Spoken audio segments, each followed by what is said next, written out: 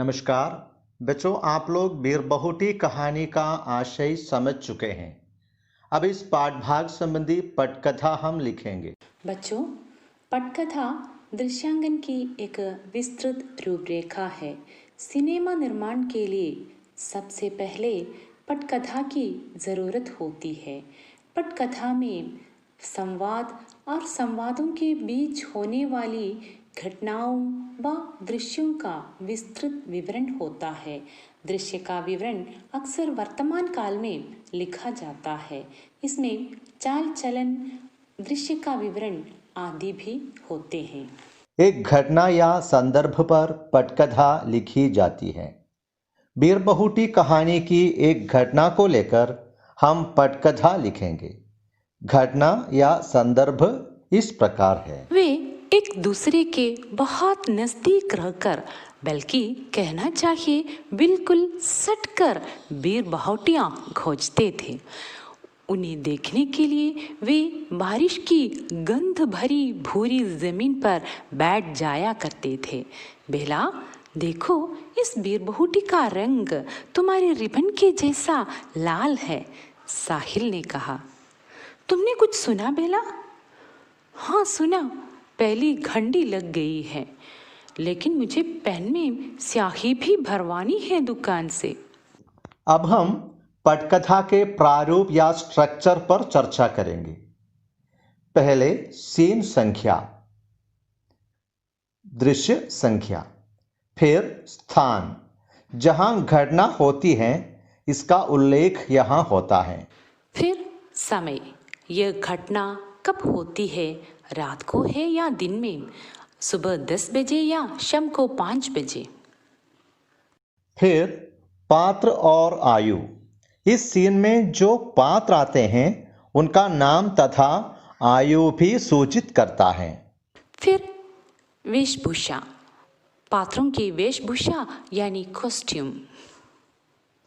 आगे दृश्य का विवरण या परिवेश का विवरण, वातावरण का विवरण आदि। आगे संवाद, डायलॉग कहते हैं। संवाद स्वाभाविक होना चाहिए, पात्रानुकूल होना चाहिए। कोष्टक में पात्र के हाव भाव और चाल चलन भी लिखते हैं। अब हम प्रस्तुत प्रसंग पर एक दृश्य के लिए पटकथा लिखेंगे। पहले हम क्या लिखेंगे? सीन संख्या या दृश्य संख्या। हम लिखेंगे दृश्य 1। आगे स्थान, इस प्रसंग पर हम क्या स्थान लिखेंगे? अच्छा, यहाँ बेला और साहिल बीरबहुटियों को कहाँ ढूंढते हैं? हाँ, कस्बे की सड़क के किनारे खेत में। तो स्थान के रूप में लिखेंगे कस्बे के सड़क के किनारे का खेत।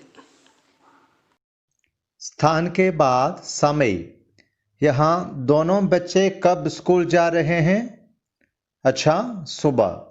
तब लिखेंगे सुबह 9 बजे। आगे क्या लिखेंगे? पात्र और आयु।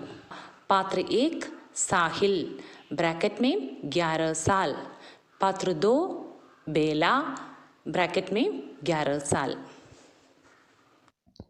आगे हम वेशभूषा लिखेंगे। बेला ने स्कूली यूनिफॉर्म पहनी है। फिर साहिल ने स्कूली यूनिफॉर्म पहनी है। आगे परिवेश का उल्लेख हो। यहाँ क्या लिखेंगे?